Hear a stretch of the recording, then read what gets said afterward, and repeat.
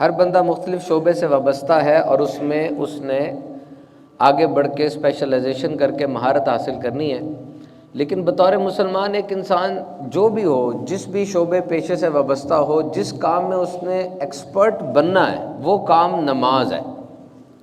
نماز کا اس کو ایکسپرٹ ہونا چاہیے۔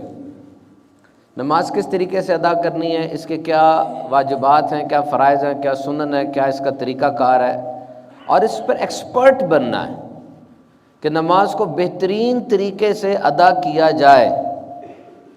کہتے ہیں تم نماز کو ٹھیک کر لو، نماز تمہیں ٹھیک کر دے گی۔ It's very simple. اور اس کی اہمیت پر اس سے بڑھ کر کیا دلیل ہوگی کہ رب تعالیٰ قرآن مجید میں 700 بار نماز کا ذکر فرما رہا ہے۔ many times 700 times is a very big figure۔ اور جب میں یہ بیان تیار کر رہا تھا تو میری عادت ہے جب قرآن مجید سے برکتیں حاصل کی جاتی ہیں تو کی ورڈ ہم لکھتے ہیں سرچ آپشن میں، وہ کی ورڈ پھر آگے سرچ دیتا ہے کہاں کہاں نماز کا ذکر آیا۔ تو پڑھتے ہوئے جو بات میں نے محسوس کی وہ یہ کہ اس ایکٹیویٹی پہ سپرویژن بہت زیادہ ہے، یعنی نماز کی ہر ڈائنامک کو، ہر اینگل کو رب تعالیٰ بیان فرما رہا ہے، خود رب تعالیٰ بیان فرما رہا ہے۔ نماز کے اوقات کے اوپر، نہ پڑھنے کی وعید کے اوپر، پڑھنے کے فوائد کے اوپر، عصر کی نماز کی اہمیت کے اوپر، every thing. Now who is discussing Almighty Allah, omnipotent, omnipresent, omniscient? He himself is emphasizing. So this will grade this form of worship the supreme. You cannot ignore. اور پھر رب تعالیٰ نے نماز کے حوالے سے جو اتنی اصرار فرمایا، اتنی اس کی اہمیت کو اجاگر فرمایا، اور یہ بھی بتایا کہ انڈیویجول سوسائٹی پر اور اجتماعیت میں نماز کا کیا فائدہ ہے۔ دیکھیں، مسلمان نے تو عبادت کرنی ہے، زندگی کا مقصد ہی عبادت کرنا ہے، اور عبادت کیسے ہوگی جب سارا دن اس کا دھیان اس طرف رہے گا کہ اس نے عبادت کرنی ہے، اور اس عبادت کی سب سے بہترین فارم وہ نماز ہے۔ فرمایا نماز سے روزی میں برکت ہوتی ہے۔ یہ بہت وسیع جملہ ہے، نماز سے روزی میں برکت ہوتی ہے، کیونکہ یہ وہ چیز ہے جو سب چاہ رہے ہیں، برکت سب چاہ رہے ہیں۔ اب ایک بندہ دکان پہ بیٹھا ہے تو دکان پہ گاہکوں کا رش لگا ہوا ہے، ادھر سے اذان ہو جاتی ہے۔ اب یہ اس کے ایمان کی کسوٹی ہے، کتنا اس کا ایمان مضبوط ہے۔ رزق رب تعالیٰ نے دینا ہے، گاہک نے نہیں دینا۔ اب وہ اس بات پر ایمان رکھتا ہے، دکان کو بند کرتا ہے یا سامنے پردہ لگاتا ہے، لکھتا ہے جی وقفہ برائے نماز، اور نماز کے لیے چلا جاتا ہے۔ یہ توکل کی بات ہے، ایمان کی بات ہے کہ روزی سے میں برکت نماز سے ہونی ہے، اس پر اس کا ایمان کتنا ہے۔ اب دیکھیں یہ ایمان اور توکل کی جب بات آتی ہے، واقعہ کربلا کو پڑھیں۔ واقعہ کربلا میں 22,000 کی فوج اوپوننٹ موجود ہے، اور یہ حکمت خداوندی ہے، نظر آ رہا ہے سامنے کیا رزلٹ ہوگا اس کا۔ سب کچھ بند ہے، سامنے دشمن 22,000 کی فوج لے کر کھڑا ہے، لیکن ایک لمحے کے لیے نہ صرف امام حسین رضی اللہ تعالیٰ عنہ بلکہ پورے لشکر حسین کے کسی فرد کے توکل میں کوئی کمی آئی ہو تو مجھے بتائیں، ایمان پہ کوئی لچک آئی ہو تو مجھے بتائیں۔ یہ توکل کی بات ہوتی ہے۔ ایک دفعہ نبی پاک صلی اللہ علیہ وسلم کی آمد باسعادت ہوئی تو سامنے خاتون جنت بی بی فاطمہ الزہرا اونٹ کے بالوں کی چادر اوڑھ کر چکی پیس رہی تھی۔ سیدہ کائنات ہیں اور جنت کی خواتین کی سردار ہیں، اور اتنے اوصاف ہیں کہ اس کو سمیٹا نہیں جا سکتا، لیکن اس حالت میں وہ چکی پیس رہی ہے۔ نبی پاک صلی اللہ علیہ وسلم کی آنکھوں میں آنسو آئے، اب غمگین ہوئے، لیکن یہ ارشاد فرمایا کہ فاطمہ دنیا کی مشقت برداشت کر لو، آگے آسانی آسانی ہے۔ فوکس کہاں ہے؟ آج غربت کا بہت رونا روتے ہیں نا کہ جی غربت بہت زیادہ ہو گئی، سارا کچھ ہو گیا، کیونکہ نظر محرومیوں پر ہے، نعمتوں پر نہیں ہے۔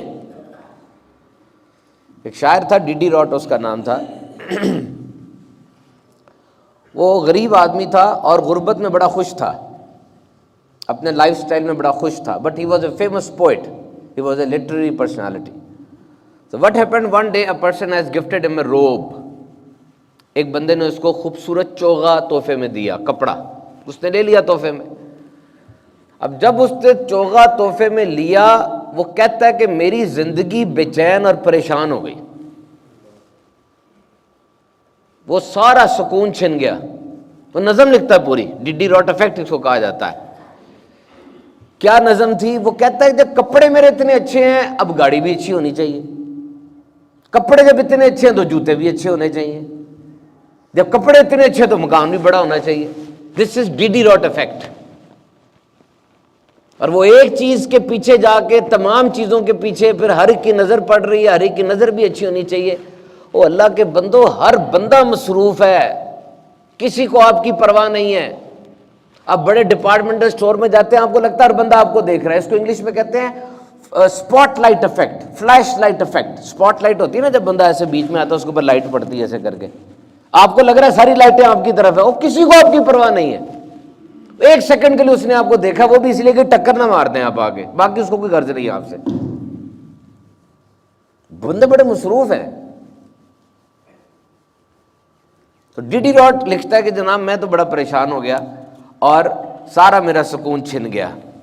تو یہ یاد رکھے کہ چھوٹی چھوٹی باتوں پہ نیک اعمال کر کے ہم نے انہیں سمیٹنا ہے اور پھر ساتھ لے کر جانا ہے. اب کوئی کہ جی میرے پاس تو کروڑ روپیہ نہیں ہے, میں تو مسجد نہیں بنا سکتا, میں نیکی کیسے کروں گا؟ یا میرے پاس تو اربوں روپے نہیں ہے, میں 10-12 جناب جو ہے وہ مدرسے بنا دوں, جامعات بنا دوں. تو یہ دین اسلام کے اندر ٹنل بھی نہ رکھے.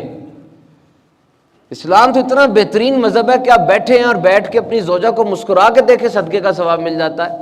امام راضی حدیث نقل کرتے ہیں کہ ایک بندہ بڑا گناہ گار تھا, رب تعالیٰ نے اسے معاف کر دیا. وہ کہتا مالک میری کون سی ایسی بات تھی جس پہ تیرا یہ رحم اور کرم یہ جوش میں آیا؟ کہا تو رات کے اندھیرے میں جا رہا تھا, یاد کر, تو نے رستے میں ایک پتھر دیکھا تو پتھر ہٹا دیا, یہ کہہ کے کہ بندے کو لگ نہ جائے. کہتا وہ تو بڑی پہلے کی بات ہے مالک. کہ دیکھ تو رات کے اندھیرے میں میری مخلوق کا خیال کر رہا ہے, تو میں تیرا خیال نہیں کروں گا؟ اس کا نام ہے یا خبیرو, خبر رکھنے والا. تو اس سے بڑھ کر کون خبر رکھے گا؟ دل میں اٹھنے والے وسوسے سے بھی باخبر ہے نا. نیکی کو چھوٹا سمجھ کے کبھی اگنور نہ کرنا, یاد رکھنا, کسی کو مسکرا کے دیکھنا, سلام میں پہل کرنا, پتھر ہٹا دینا. کتنا ٹائم اور کتنا سرمایہ چاہیے اس میں, مجھے بتاؤ آپ. جب کوئی سلام میں پہل کرتا ہے 90 رحمتیں اس کے لیے ہیں, جو جواب دیتا ہے 10 رحمتیں اس کے لیے. کہو السلام علیکم, تمہیں 10 نیکیاں مل جائیں گی. السلام علیکم ورحمۃ اللہ 20 مل جائیں گی. السلام علیکم ورحمۃ اللہ وبرکاتہ 30 نیکیاں تمہیں مل گئی. کھاتے بھرے جا رہے ہیں. تو ڈونٹ اگنور نہیں کرنا. تو میرے محترم سامعین کرام, یا خبیرو میں نے آپ کو بتایا کہ انسان جب کوئی کام کرتا ہے اللہ اس کی خبر رکھنے والا ہے. میں نے ایک واقعہ پڑھا تھا بہت پہلے کسی کتاب میں کہ ایک بندہ بڑا بد کردار تھا, تو وہ اس کی ڈیتھ ہو گئی. اب عذاب کے فرشتے بھی آئے اور جنت کے فرشتے بھی آئے. جنت کا فرشتہ کہتا ہے اس کو میں نے لے کے جانا ہے, عذاب کا کہتا ہے میں نے لے کے جانا ہے. کہا تو تم کیوں لے کے جاؤ گے نیکی کے فرشتے, اس کے پاس تو ہے ہی کچھ نہیں. وہ کہتا مجھے ذرا چیکنگ کرنے دو پوری. اس نے چیکنگ وغیرہ کی تو واقعی کچھ نہیں نکلا. وہ کہتا اب میں لے جاؤں, کہا نہیں میں اور چیکنگ کروں گا تھوڑی اس کی. اور چیکنگ کی, اس کی جو زبان تھی نا اس کو تالو سے پکڑ کے اس نے نچوڑا. تو پتہ چلا کہ کرتبہ کی مسجد میں نا اس نے مسجد کی شان و شوکت دیکھ کر بڑے ہی دل جمعی کے ساتھ اور اللہ کی ہیبت اور جلال کو یاد رکھتے ہوئے نا کلمہ پڑھا تھا ایک. اس نے نچوڑا تو کلمہ سامنے آیا. کہتا باری تعالیٰ یہ تیرا نام لیا اس نے, اور کس کیفیت میں لیا. رب تعالیٰ کہتا ہے اس کو جنت میں لے جاؤ. نیکی کو کبھی بھی چھوٹا سمجھ کے اگنور نہیں کرنا, اکٹھی کرتے رہو. جہاں ملے, ادھر ملی ادھر ملی, اکٹھی کر لو, ادھر سے بھی اکٹھی کر لو, یہ بھی اکٹھی کر لو. دیکھو ایک والٹ ہے, گودام ہے, امیجن کرو اس گودام میں نیکیاں پائل اپ ہوتی جا رہی ہیں, گانٹھیں بن کے لگتی جا رہی ہیں.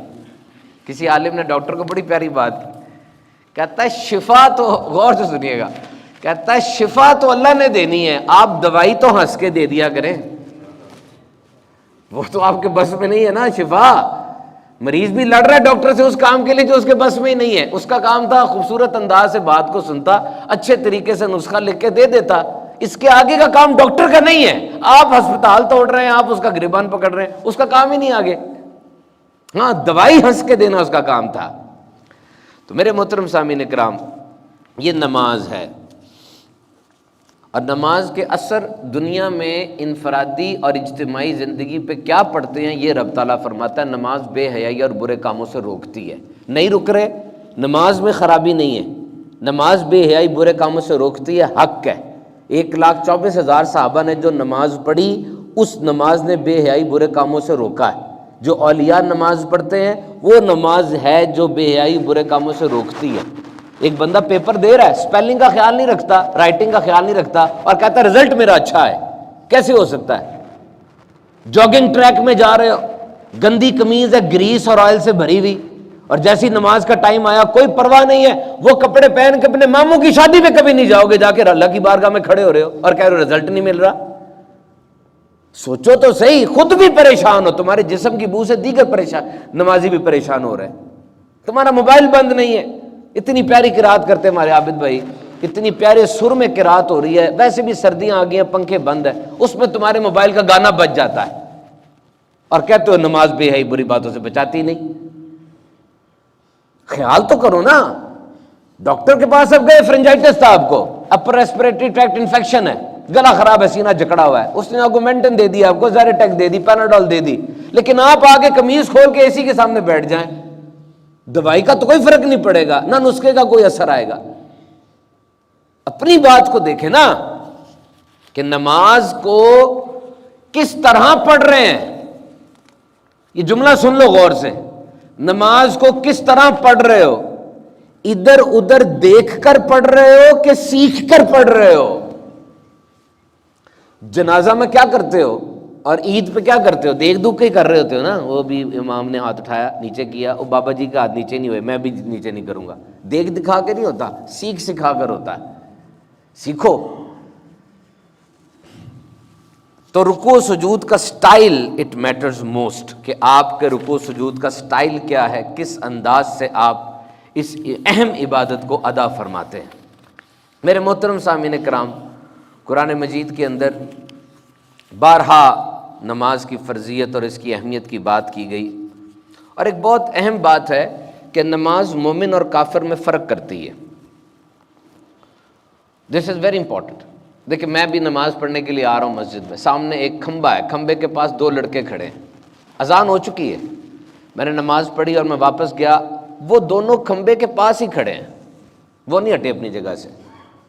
اب پاکستان میں 4% غیر مسلم بھی رہتے ہیں، ملتے نہیں اتنے ہیں، اب مجھے کیا پتا دونوں کون ہے، یہ مجھے تو نہیں اندازہ ہو رہا، نماز پڑھنے نہیں گئے یہ۔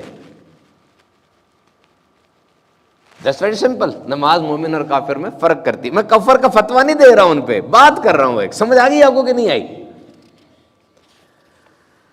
تو بہرحال یہ جو نماز ہے آپ کے مائکرو اور میکرو ہر زندگی کے اوپر بہت زیادہ اثر ڈالتی ہے۔ میرے آقا صلی اللہ علیہ وسلم کے بارے میں ارشاد فرمایا کہ جب اذان ہو جاتی آپ یوں ہو جاتے جیسے اجنبی ہوتے ہیں، اور بالکل نماز کی طرف آپ کی توجہ ہو جاتی۔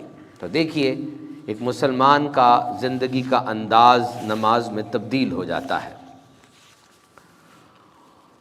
موڈ ہوتے ہیں موبائل کے، ایک جنرل موڈ ہوتا ہے، ایک فلائٹ موڈ ہوتا ہے، ایک سائلنٹ موڈ ہوتا ہے، ایک وائبریشن موڈ ہوتا ہے۔ جب مسلمان مسجد میں داخل ہو سمجھ لیں اس کا موڈ تبدیل ہو گیا ہے۔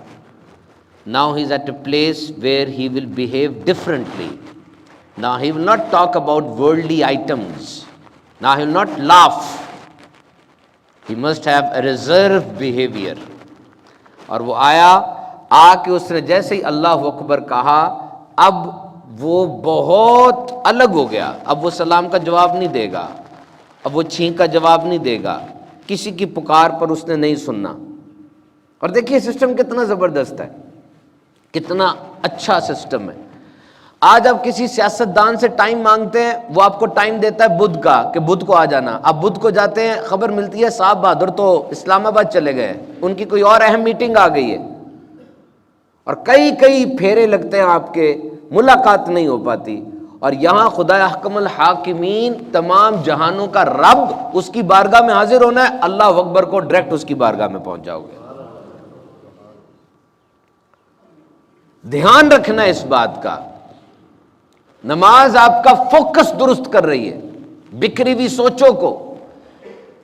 صبح آپ اٹھنے کے بعد آفس چلے گئے، آفس گئے، وہاں پر باس کی جھڑکیاں سنی، اپنے کولیگز کی لیگ پولنگ دیکھی، کاموں کا سٹریس دیکھا، یہ جاتے ہوئے ٹریفک کا دھواں، ڈیزل کا، یہ سب کچھ، آپ کا ذہن پراگندہ ہو گیا، اب ڈسٹرب ہو گئے آپ۔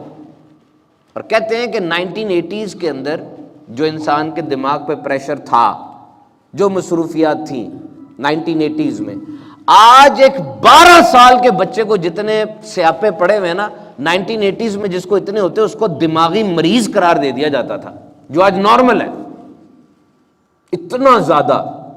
تو دوپہر تک آپ ایگزاسٹ ہو گئے، برن آؤٹ ہو گئے، آپ کا موڈ خراب ہو گیا، آپ کی زندگی ایسے سٹک اپ ہو گئی۔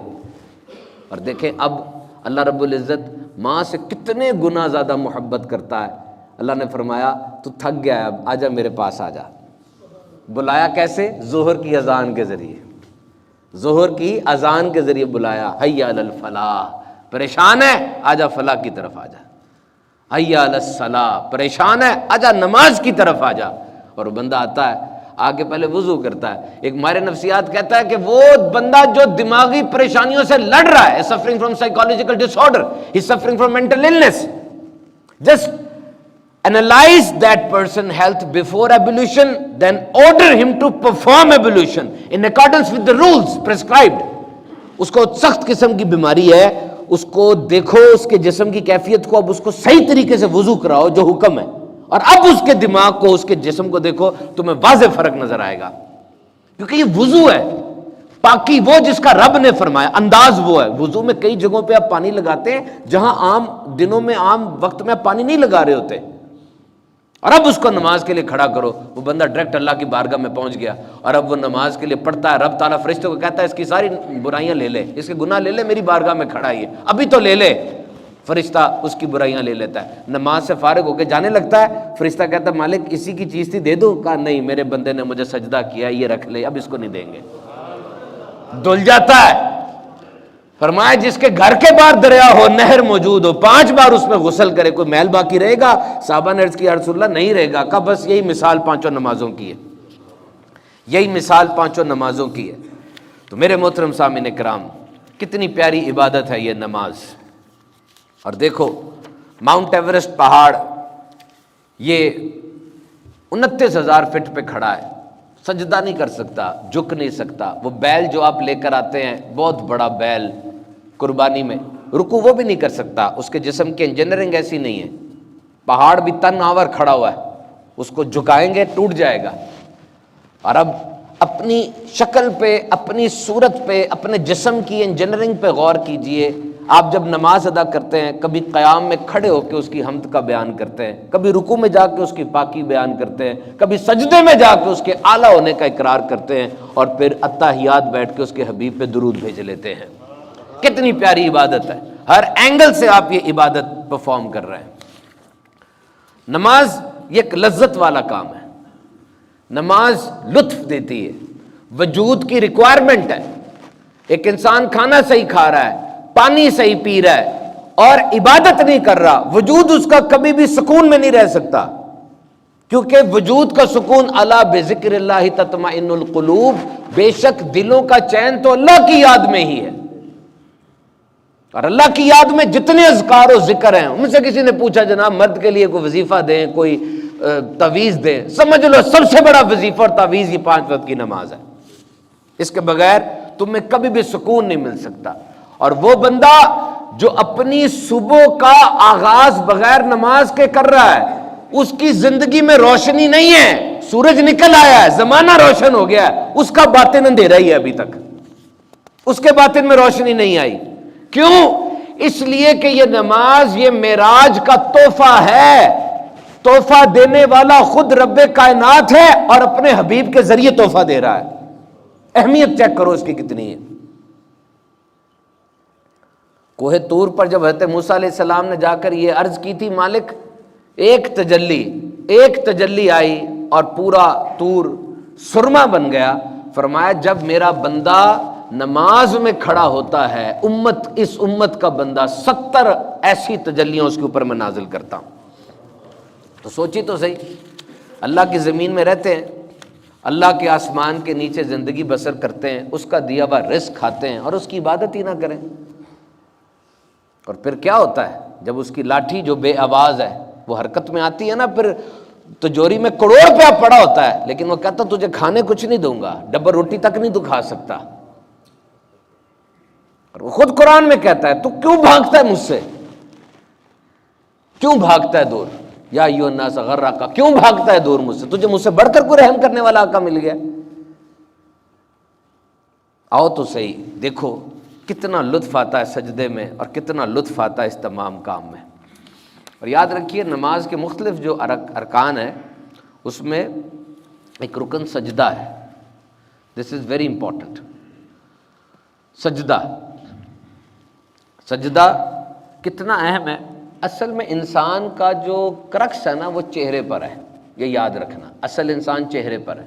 اگر انسان گر جائے، ایکسیڈنٹ ہو، آپ ایمرجنسی میں جاتے ہیں تو ڈاکٹر بھی سب سے پہلے چہرے کو بچانے کی کوشش کرتا ہے، یہ اہم ترین ہے نا، آنکھیں اس میں 578 میگا پکسل پر آپ کی آنکھ کام کرتی ہے کوئی کیمرہ ایسا، فوکس چیک کریں، وہ دور دیکھ رہا ہوں میں نظر آ رہا ہے، ایک دم قریب دیکھ رہا ہوں نظر آ رہا ہے۔ آنکھ، زبان، 10,000 ٹیسٹ برڈز ہیں اس کے اندر، تھوک، جب کھانا تھوک کے ساتھ ملتا ہے پھر ان ٹیسٹ برڈز کے اندر ایبزارب ہوتا ہے، ٹیسٹ کریٹ ہوتا ہے۔ تھوک اتنا اہم ہے، منہ کو جراثیموں سے بچا رہا ہے، زبان کی حفاظت کر رہا ہے، جو ذائقہ آپ کو آ رہا ہے اس ذائقے کے اندر مدد دے رہا ہے۔ اور یہ کان میں ایک ہڈی ہے اسے کہتے ہیں سٹیپس، یہ 2 ملی میٹر کی ہے۔ 2 ملی میٹر کتنا ہوتا ہے؟ اتنا سا۔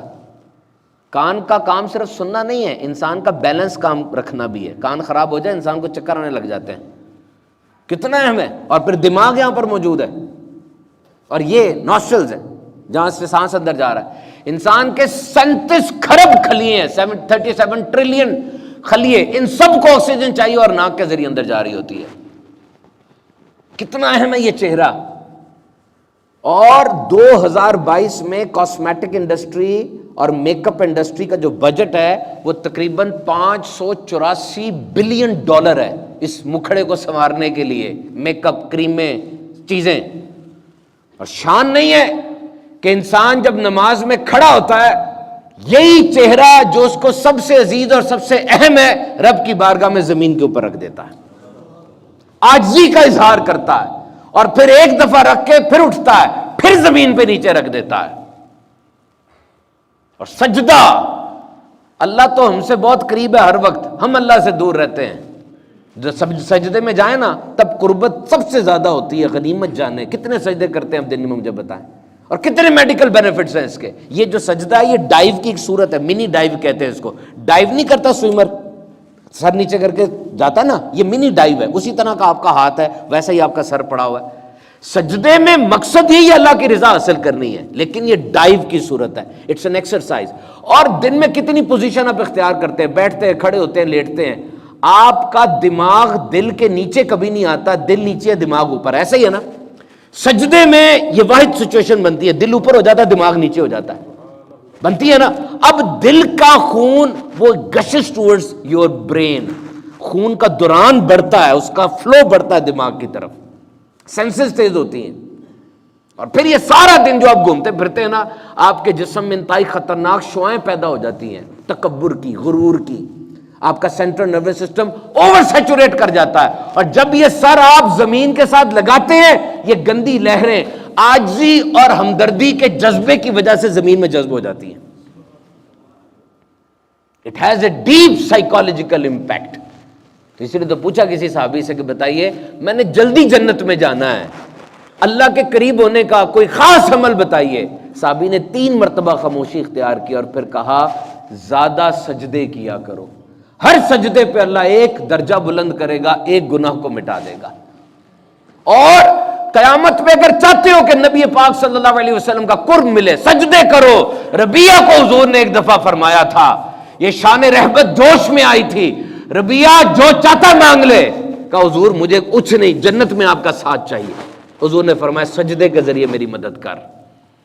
تو جتنا ہو سکے نماز کو ڈسپلن کے ساتھ ادا فرمائے، سجدے کرے، اللہ تعالی ہم سب کی عبادات قبول و منظور فرمائے۔